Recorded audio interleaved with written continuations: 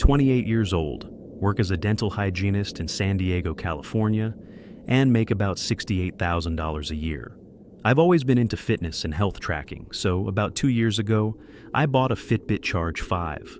I loved being able to track my steps, heart rate, sleep patterns, and workouts all in one place. I'm pretty active on the Fitbit app. I joined challenges with friends, shared my progress on social media, and connected with other fitness enthusiasts in the Fitbit community. My profile was public because I enjoyed the motivation and accountability that came from sharing my fitness journey. This happened in February 2025. I'd been using my Fitbit consistently for about 18 months, wearing it basically 24/7, except when charging. I'd log everything: morning runs, gym sessions, sleep quality, even my water intake. One Tuesday morning, I woke up and checked my Fitbit app like I always did. I wanted to see how well I'd slept and plan my workout for the day. But when I opened the app, something was wrong. My sleep data looked normal. I'd gotten about 7 hours, which was typical. But there was something odd in my heart rate data from the previous night. Around 2:47 a.m., my heart rate had spiked to 142 beats per minute. That's really high for sleeping. Usually my resting heart rate at night hovered around 55 to 60 beats per minute. I thought maybe I'd had a nightmare or something that startled me awake, though I didn't remember waking up at all. I dismissed it and went about my day. The next night, I checked my data again. Another spike. This time at 3:12 a.m., my heart rate had jumped to 138 beats per minute for about 3 minutes, then returned to normal. That's when I started to feel uneasy. 2 nights in a row with unexplained heart rate spikes at similar times. That seemed odd. I started paying more attention to my sleep. I made sure my bedroom was completely dark, kept my phone on silent, did everything I could to ensure I wasn't being woken up by external factors. But it kept happening. Every single night for a week, between 2:30 and 3:30 a.m., my heart rate would spike dramatically for a few minutes. I started to wonder if something was wrong with me medically. Maybe I had a heart condition I didn't know about. I made an appointment with my doctor. Dr. Martinez reviewed my Fitbit data and ran some tests. EKG, blood work, the whole 9 yards. Everything came back normal. She said my heart was healthy, and she had no explanation for the spikes. "Are you sure you're not waking up during these times?" she asked. "I don't think so. I don't remember waking up at all." Stress? Anxiety? Anything in your life that might be causing this? I couldn't think of anything. Work was fine. My personal life was stable. I wasn't under any unusual stress. Dr. Martinez suggested I keep monitoring it and come back if it got worse or if other symptoms appeared. That night, I decided to test something. I set up my phone to record video of my bedroom while I slept. I positioned it on my dresser, angled toward my bed, and let it record all night. The next morning, I checked my Fitbit data. Sure enough, another heart rate spike at 2:54 a.m. I fast-forwarded through the video to that timestamp. What I saw made my blood run cold. At 2:53 a.m., my bedroom door slowly opened. A figure entered my room. It was dark and the video quality wasn't great, but I could make out someone walking toward my bed. They stood there for about 3 minutes, just watching me sleep. Then they left, closing the door behind them. I watched it 3 more times, unable to believe what I was seeing. Someone had been in my room while I was sleeping, just standing there, watching me. That's why my heart rate was spiking. Some part of me, some unconscious awareness, knew someone was there. My body was reacting to a threat even though I never fully woke up. I immediately called the police. 2 officers came to my apartment and I showed them the video. They were disturbed but said the video quality wasn't good enough to identify who it was. "Do you live alone?" one officer asked. "Yes." "Any idea how they got in?" I checked my apartment. All the windows were locked. The front door showed no signs of forced entry. But then I remembered something. I'd given a spare key to the building maintenance supervisor when I first moved in case of emergencies. The police went to talk to the building management. They got a list of everyone who had access to master keys. The building manager, 2 maintenance workers, and the night security guard. Detective Chen was assigned to my case. She interviewed all 4 people who had access. They all denied ever entering my apartment without permission. But Detective Chen wasn't satisfied. She requested security footage from the building's hallway cameras. The footage showed someone entering my apartment every night for the past week, always between 2:30 and 3:30 a.m. The person was wearing a hoodie and kept their head down, making it impossible to see their face. But there was one identifying detail. The person had a distinctive walk, a slight limp on their left side. Detective Chen reviewed the interviews. One of the maintenance workers, Marcus Webb, had mentioned an old knee injury that sometimes bothered him. He walked with a slight limp. They brought Marcus in for questioning. At first he denied everything, but when confronted with the video evidence and the fact that his limp matched the person in the footage, he broke down and confessed. He said he'd been entering my apartment for about 3 months. He'd started after I'd submitted a maintenance request, and he'd come to fix my leaky faucet. He'd seen me sleeping on the couch that day and became fascinated with me. He'd been making copies of master keys and entering apartments of women who lived alone. He'd watch them sleep, sometimes for hours. He said he never touched anyone, never took anything. He just watched. When the police searched his apartment, they found a notebook with entries about the women he'd been watching. My name was in there, along with detailed notes about my sleep schedule, when I went to bed, when I woke up. They also found he'd been taking photos, dozens of photos of women sleeping, including me. Photos taken from inside their apartments, while they were unconscious and vulnerable. Marcus was arrested and charged with multiple counts of burglary, stalking, and invasion of privacy. The police identified 6 other women he'd been victimizing the same way. Marcus Webb pled guilty and was sentenced to 8 years in prison. But here's what really haunts me. If I hadn't been wearing my Fitbit, I never would have known. The heart rate spikes were the only indication that something was wrong. Without that data, Marcus could have continued watching me indefinitely. The detective said most of his victims never knew he'd been there. They had no idea he'd been in their apartments, watching them sleep night after night. Some of them had been his victims for over a year. I was only a victim for 3 months, and I only found out because I happened to be obsessive about tracking my fitness data. I moved out of that apartment immediately. I couldn't stay there knowing Marcus had been in my room, standing over my bed, watching me. The thought made me sick. I still wear my Fitbit, but now I check the data obsessively. Any unusual heart rate spike, any anomaly in my sleep patterns, and I'm immediately on alert. I also installed multiple security cameras in my new apartment, door sensors on every entrance, a deadbolt that can only be opened from the inside. I sleep with my bedroom door locked, because I learned that you can't trust anyone with access to your home. Maintenance workers, security guards, building managers, they all have keys. They all have the ability to enter when you're at your most vulnerable. And sometimes, the only warning you get is a spike in your heart rate that your fitness tracker picks up while you're unconscious. My Fitbit saved me. It alerted me to a threat my conscious mind never detected. Without it, I'd still be one of Marcus Webb's victims, never knowing that someone was watching me sleep every single night. Technology can be invasive. Fitness trackers collect intimate data about our bodies, our routines, our lives. But sometimes that invasiveness can save you, because sometimes your body knows you're in danger even when your mind doesn't.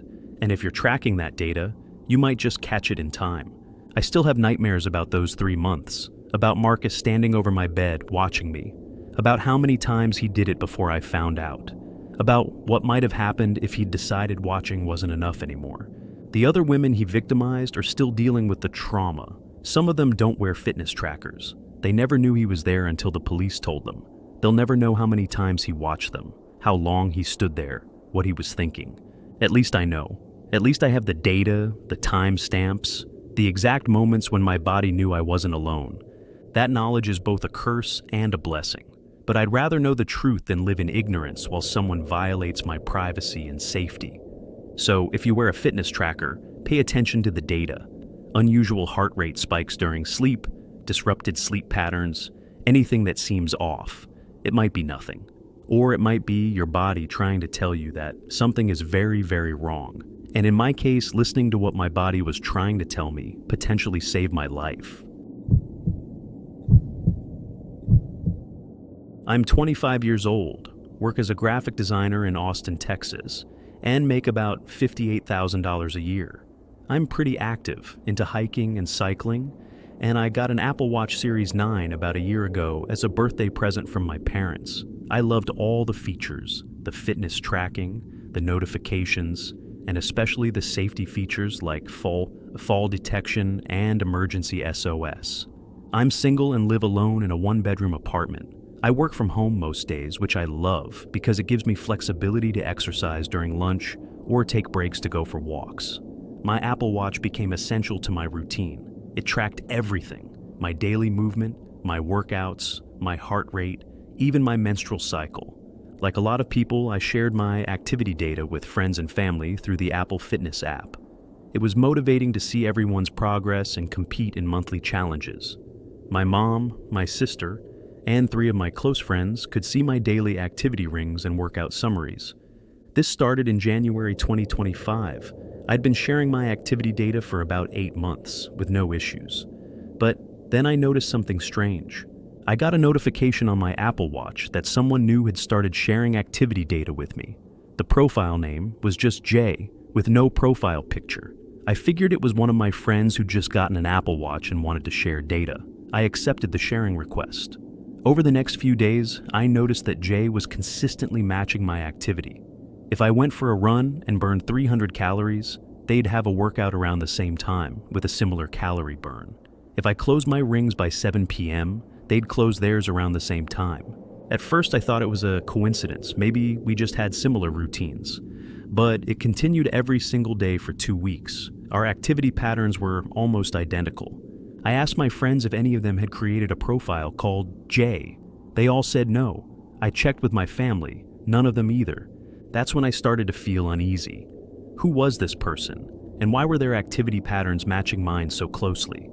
I looked at Jay's profile more carefully. They'd been sharing activity with me for 2 weeks, but their account had been created the same day they sent me the sharing request.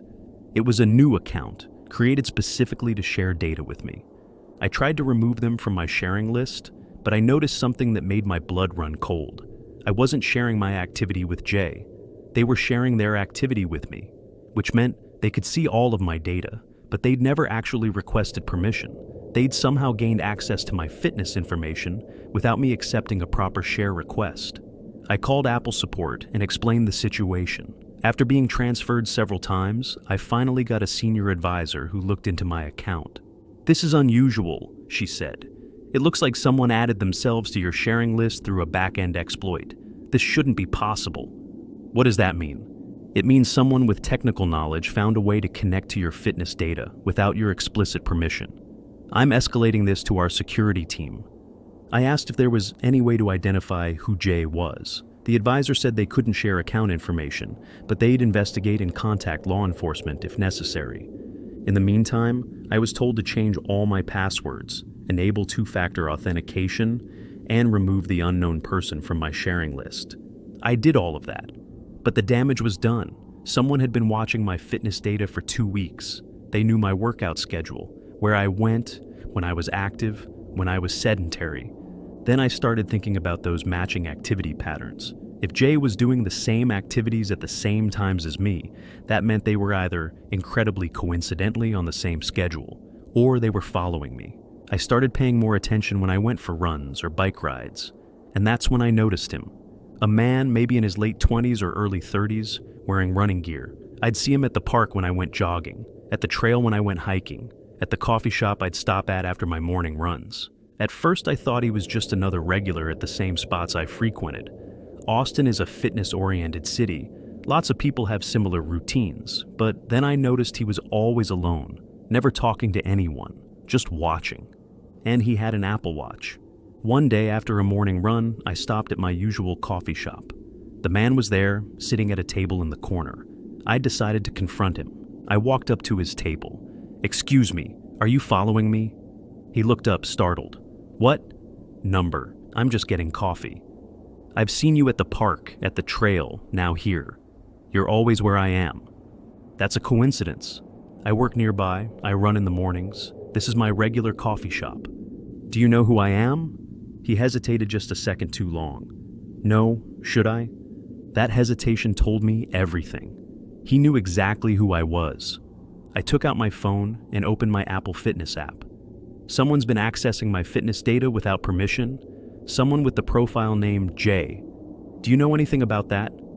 His expression changed. The fake confusion dropped, replaced by something that looked like anger. You removed me, he said quietly. You blocked me from seeing your activity. You were never supposed to see it in the first place. How did you hack into my account? I didn't hack anything. I just found a workaround, a way to see what you were doing, where you were going. I wanted to feel close to you. I felt sick. I don't even know you. How long have you been following me? A few months. I first saw you at the park. You were so dedicated, so focused. I admired that. I started coming to the same places, trying to run into you. When I found out you had an Apple Watch, I figured out how to connect to your activity data. It made it easier to know where you'd be. That's stalking. That's illegal. He stood up abruptly. I never hurt you. I never even talked to you until now. I just wanted to be near you. What's wrong with that? Everything. Everything is wrong with that. I backed away from him and immediately called 911. I told the dispatcher there was someone at the coffee shop who'd admitted to stalking me and hacking my fitness data. The man heard me on the phone and ran out of the coffee shop. I didn't chase him. I just stayed there until the police arrived. I gave them a detailed description and told them everything. They took my phone and reviewed my Apple Fitness app data, saw the unauthorized sharing from Jay, and filed a report. Detective Morrison was assigned to my case. She worked with Apple's security team to identify the account behind the Jay profile. It took about a week, but they traced it back to a man named Jason Reeves, 31 years old, worked as a software developer at a tech startup in Austin. Jason had used his technical skills to exploit a vulnerability in Apple's fitness sharing system. He'd figured out how to add himself to people's sharing lists without their permission, effectively giving him access to their real-time location and activity data. When they arrested Jason and searched his apartment, they found evidence that I wasn't his only victim. He had access to the fitness data of 12 other women in the Austin area. He'd been following all of them, learning their routines, showing up at the places they frequented. He had notebooks with detailed information about each woman, our schedules, our favorite routes, the times we were most likely to be alone. He'd been building profiles, planning something. The police said I was lucky I'd noticed and confronted him when I did. His behavior showed escalation. He'd gone from simply watching our data to physically following us. They believed he was working up to something more aggressive. Jason Reeves was charged with 12 counts of stalking, computer fraud, unauthorized access to computer systems, and harassment. He pled guilty to avoid trial and was sentenced to 6 years in prison. Apple fixed the vulnerability in their fitness sharing system, but the damage was done. Jason had exploited it for at least 8 months before being caught. The other 11 women he'd been tracking were notified. Most of them had no idea they'd been victimized. They'd never noticed anyone following them, never suspected their fitness data had been compromised. I was the only one who figured it out, the only one who noticed the matching activity patterns, the same person showing up repeatedly, the connection between the digital stalking and the physical stalking. That was 4 months ago. I still use my Apple Watch, but I no longer share my activity data with anyone. My fitness information is completely private now. I don't post about my workouts on social media. I don't check in at locations. I keep everything locked down. I also changed all of my routines, different parks, different trails, different coffee shops. I never go to the same place 2 days in a row. I'm unpredictable now, which makes me harder to track. Because I learned that fitness trackers, while incredibly useful, can also be weapons in the hands of someone with bad intentions. The data they collect about our bodies, our movements, our locations, can be exploited by people who want to hurt us. Jason Reeves used technology to stalk 12 women simultaneously. He knew where we went, when we went there, how long we stayed. He had real-time access to our lives through our Apple Watches. And if that exploit still existed, if I hadn't noticed, if I hadn't confronted him, who knows what he would have done. The detective said that based on his notebooks and his escalating behavior, they believe he was planning to abduct one of us. They just don't know which one. Maybe all of us eventually. I still get chills thinking about how close I came to being more than just a stalking victim. How Jason had been watching my data for months before I even knew who he was. How he'd been following me, learning my patterns, waiting for the right moment. My Apple Watch was supposed to make me safer with features like fall detection and emergency SOS. But instead, it became the tool that allowed Jason to track me. Technology is only as safe as the people who use it, and sometimes the people who use it have the skills to exploit it in ways we never imagined. So please, if you use a fitness tracker, be careful about what data you share and who you share it with. Check your sharing settings regularly, be aware of who has access to your information, and pay attention to your surroundings. If you see the same person repeatedly in different locations, that's not a coincidence. That's someone following you, someone who might be using your own technology against you. And that's a reality we all need to be aware of in this connected world we live in. I'm 32 years old, work as an accountant in Boston, Massachusetts, and make about $78,000 a year.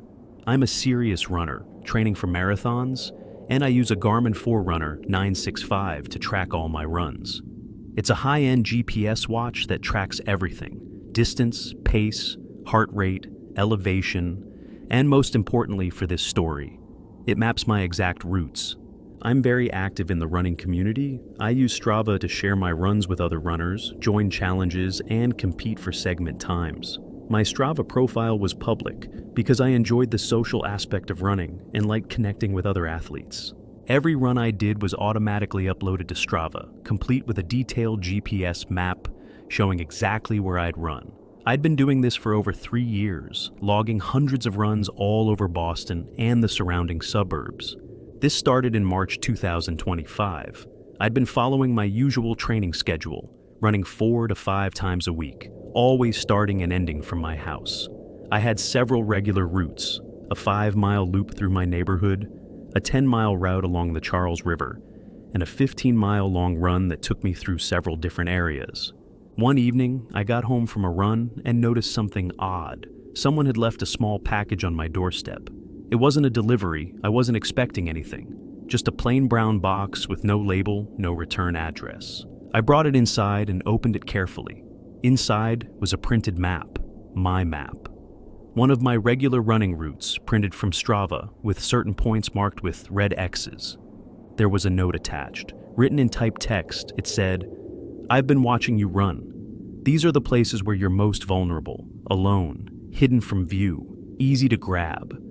My hands started shaking. Someone had been studying my routes. They knew where I ran, when I was isolated, where there were no witnesses.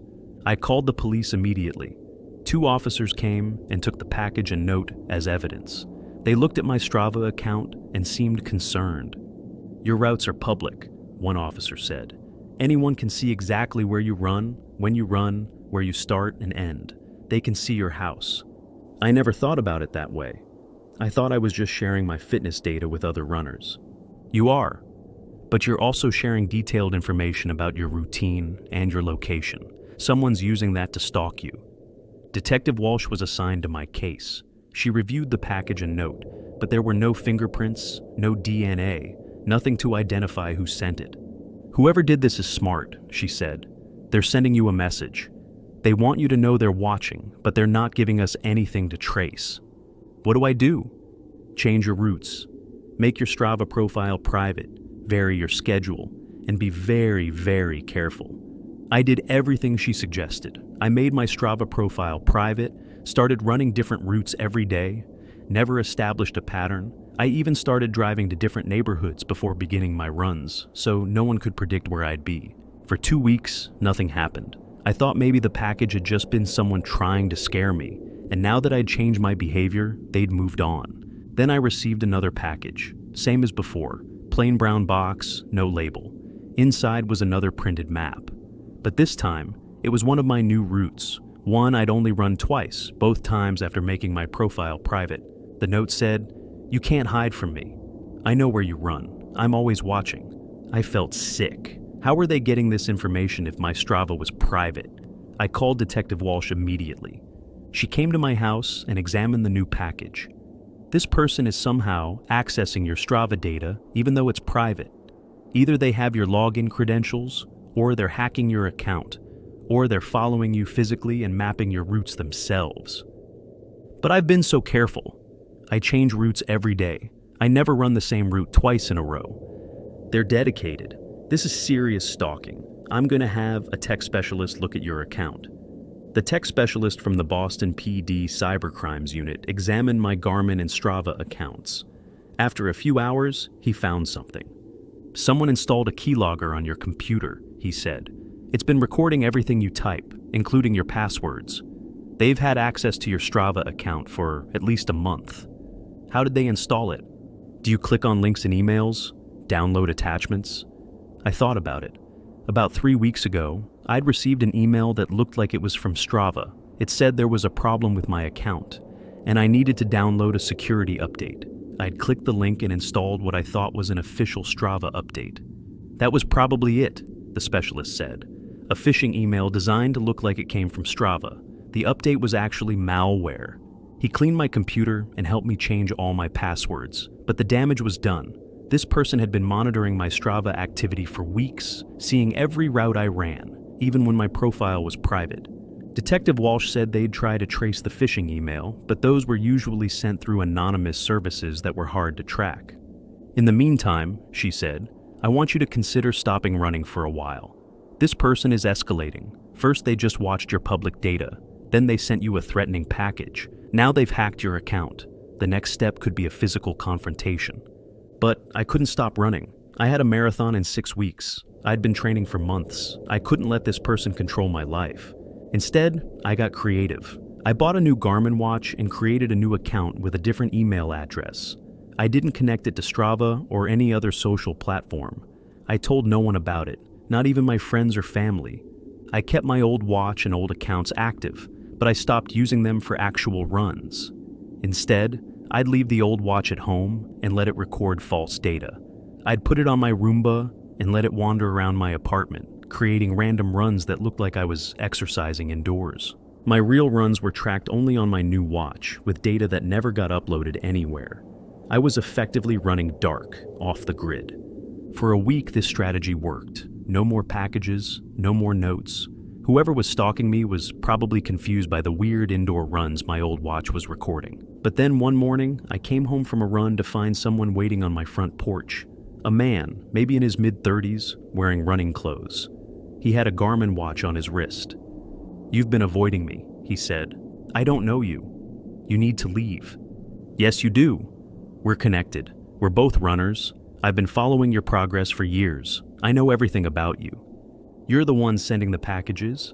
You've been stalking me. I prefer to think of it as admiring you. You're an excellent runner, very disciplined. I wanted to be closer to that discipline, so I started following your routes, running where you ran, trying to understand what makes you so good. That's not admiration. That's stalking. I've called the police. They know about you. He smiled. They don't know anything. They couldn't even stop me from hacking your account. They're useless. I slowly reached for my phone in my pocket. I'm calling them right now. Don't bother. I'll be gone before they get here. But I wanted you to see me. I wanted you to know that I'm real, that I'm not just some anonymous person online. I'm here, and I'm not going away. He stood up and started walking toward me. I ran faster than I'd ever run in my life, sprinting down my street toward a busy intersection where there were people and cars and witnesses. I heard him chasing me, his footsteps pounding the pavement behind me, getting closer. I reached the intersection and ran into the street, forcing cars to stop. I started screaming for help, pointing at the man chasing me.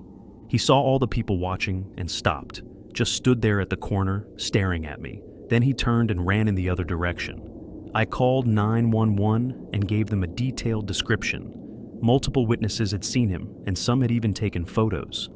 The police identified him within hours. His name was Ryan Mitchell, 34 years old, also a serious runner in the Boston area. He had a public Strava profile too, which is how they found him so quickly. When they arrested Ryan and searched his apartment, they found disturbing evidence. He had printouts of hundreds of my runs, dating back 3 years. He had a map on his wall with my routes marked in different colors. He had photos of me running, taken from a distance. He also had detailed notes about my pace, my training schedule, my race results. He'd been obsessed with me for years, studying everything about my running. The psychologist who evaluated Ryan said he had an extreme case of parasocial obsession. He'd convinced himself that we had a relationship, that by following my runs and matching my training, we were connected. Ryan Mitchell was charged with stalking, harassment, computer fraud, and attempted assault. He pled guilty and was sentenced to 5 years in prison with mandatory psychiatric treatment. But here's what really disturbs me. Ryan had been watching me for 3 years. 3 years of studying my running routes, learning my patterns, building his obsession. And I had no idea. I was just happily posting my runs on Strava, thinking I was part of a supportive running community. Detective Walsh told me that Strava stalking is more common than people realize. The platform makes it incredibly easy to track someone's movements, learn their routines, even find their home address by seeing where their runs start and end. And people like Ryan exploit that. They use the data we willingly share to build profiles, to plan their stalking, to escalate their obsession.